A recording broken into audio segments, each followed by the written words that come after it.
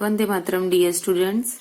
हम लोग देख रहे थे चैप्टर नंबर 12 कुंडलिया, जिसके अंदर हमने एक कविता देखी थी और उसका भावार्थ समझा था। आज हम शुरू करने वाले हैं उसका अभ्यास। अभ्यास के अंदर सबसे पहले दिया गया है श्रुतलेख यानी डिक्टेशन। इसके अंदर कुछ वर्ड लिखे हुए हैं जिसको हमें सिर्फ पढ़ना है, नोटबुक के अंदर लिखना है।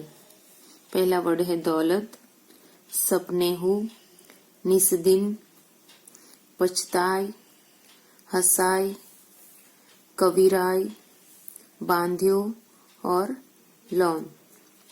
अब देखेंगे मौखिक प्रश्न। मौखिक प्रश्न के अंदर 1, 2, 3, 4 प्रश्न है। तो पहले हम सारे प्रश्न को देखेंगे, उसके बाद सबके उत्तर एक साथ देखेंगे। प्रश्न नंबर क है, दौलत पाकर मनुष्य को कैसे रहना चाहिए। प्रश्न ख है, कवि ने दौलत को कैसा बताया है। प्रश्न ग है, संसार में लोग किस पर हंसते हैं। प्रश्न घ है, कवि के अनुसार मन में क्या खटकता है। अब हम देखेंगे मौखिक प्रश्नों के उत्तर।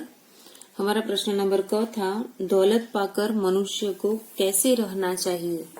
तो उसका उत्तर आएगा, दौलत पाकर मनुष्य को अभिमान रहित रहना चाहिए। हमारा प्रश्न ख था, कवि ने दौलत को कैसा बताया है। तो उसका उत्तर आएगा, कवि ने दौलत को जल के समान चंचल बताया है, जो एक स्थान पर नहीं ठहरती। हमारा प्रश्न ग था, संसार में लोग किस पर हंसते हैं। तो उसका उत्तर आएगा, संसार में लोग उन पर हंसते हैं जो अपना काम बिगाड़ लेते हैं। हमारा प्रश्न घ था, कवि के अनुसार मन में क्या खटकता है। इसका उत्तर आएगा, कवि के अनुसार बिना विचारे किया गया काम मन में खटकता है। अब हम देखेंगे लिखित प्रश्न। लिखित प्रश्न के अंदर 1, 2, 3, 4, 5 टोटल 5 प्रश्न है। पहले सारे प्रश्न एक साथ देख लेते हैं, उसके बाद सबके उत्तर देखेंगे। हमारा प्रश्न नंबर क है, धन दौलत के विषय में कवि ने क्या कहा है। प्रश्न क है, धन दौलत के विषय में कवि ने क्या कहा है। प्रश्न ख है, मनुष्य संसार में यश कैसे प्राप्त कर सकता है। प्रश्न ग है, सोच विचार के बिना किए गए कार्य का क्या परिणाम होता है। प्रश्न घ है, कवि के अनुसार हीरे की रोने का क्या कारण है। प्रश्न ड है, जग में होत हसाई, चित में चैन न पावे, खान पान सम्मान, राग रंग मन ही न भावे। पंक्ति का भावार्थ स्पष्ट करते हुए इनका संदेश भी लिखो। अब देखेंगे लिखित प्रश्नों के उत्तर। हमारा प्रश्न नंबर क था, धन दौलत के विषय में कवि ने क्या कहा है।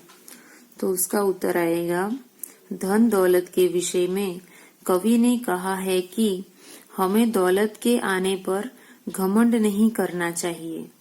धन दौलत स्थिर नहीं होती, इसका एक ठिकाना नहीं होता, अर्थात दौलत आती जाती रहती है। हमारा प्रश्न ख था, मनुष्य संसार में यश कैसे प्राप्त कर सकता है। तो उसका उत्तर आएगा, मनुष्य संसार में मीठे वचन बोलकर व विनम्र रहकर यश प्राप्त कर सकता है। हमारा प्रश्न ग था, सोच विचार के बिना किए गए कार्य का क्या परिणाम होता है। तो उसका उत्तर आएगा, सोच विचार किए बिना किए गए कार्य का परिणाम खटकने वाला होता है और हमारे हृदय को दुख पहुंचाता है। हमारा प्रश्न घ था, कवि के अनुसार हीरे के रोने का क्या कारण है। तो उसका उत्तर आएगा, कवि के अनुसार हीरे के रोने का कारण उसके गुण व महत्व का कम हो जाना है। प्रश्न ड था, जग में होत हसाई, चित में चैन न पावे, खान पान सम्मान, राग रंग मन ही न भावे। यह पंक्ति का भावार्थ स्पष्ट करना है और इसका संदेश लिखना है। तो उसका उत्तर है, हम ऐसे लिखेंगे, गिरधर कवि कहते हैं, जो लोग अपना काम बिगाड़ लेते हैं उस पर सांसारिक लोग परिहास करते हैं।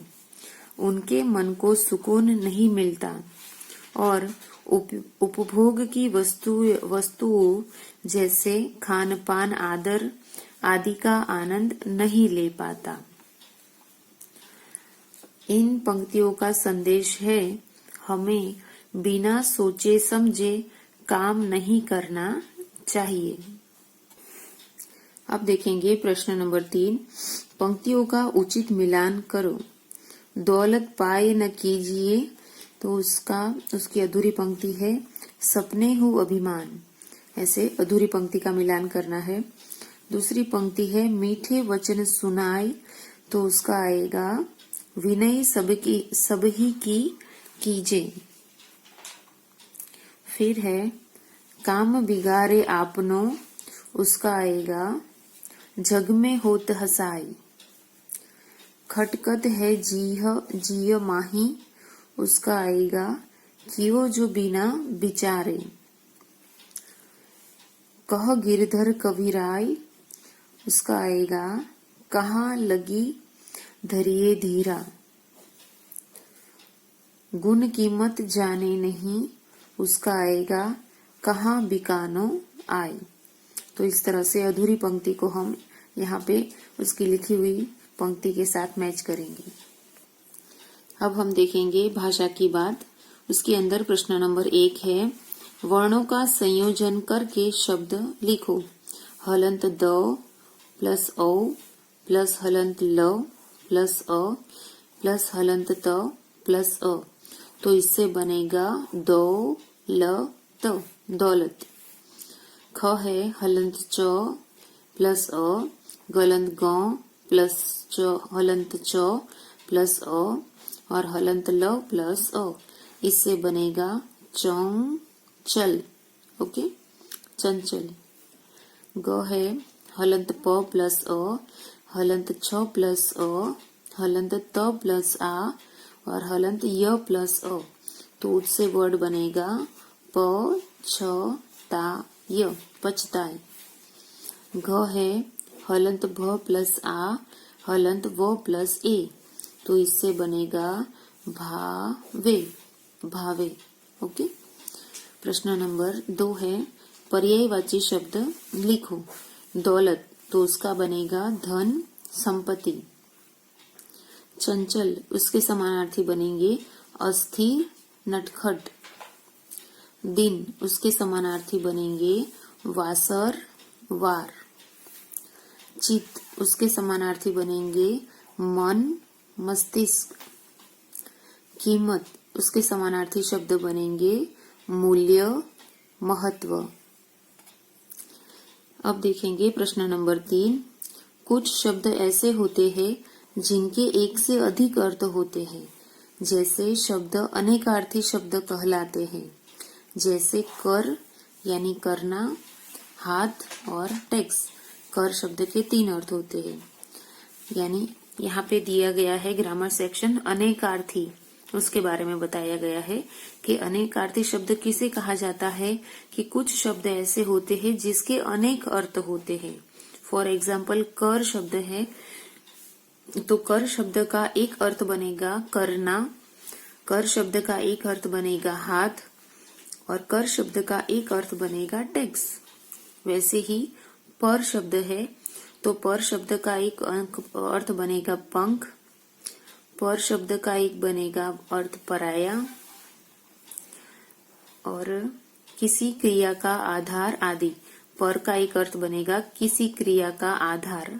ओके, तो ऐसे उसके 3 अर्थ होते हैं। तो हमें एक्सरसाइज में क्या करना है, नीचे दिए अनेकार्थी शब्दों के 2-2 अर्थ लिखो। यहाँ पे जो शब्द लिखा है हमें उसके 2 अर्थ लिखने हैं। जैसे कि करी एक शब्द है तो उसका एक अर्थ बनेगा करना और एक अर्थ बनेगा हाथी। ओके, वैसे ही पान, पान शब्द के दो अर्थ में बनेगा पाना और दूसरा बनेगा पान का पत्ता। वैसे ही ग वाला शब्द है जल, तो जल का बनेगा जलना और एक अर्थ बनेगा पानी।